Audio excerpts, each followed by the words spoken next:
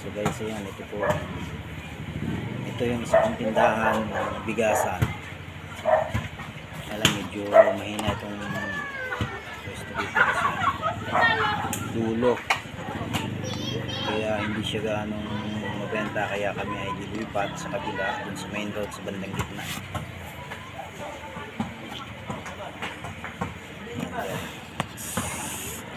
Bigas. Soft drinks.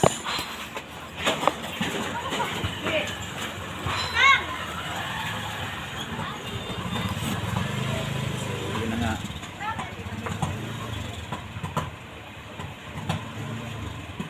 Lilipat gawa nga ng hindi siya gaanong nabenta.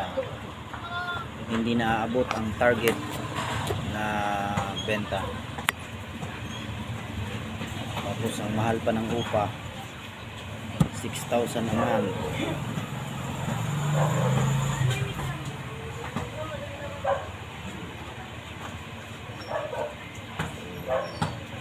Sana yung malipatan ay maganda, mabenta. So guys,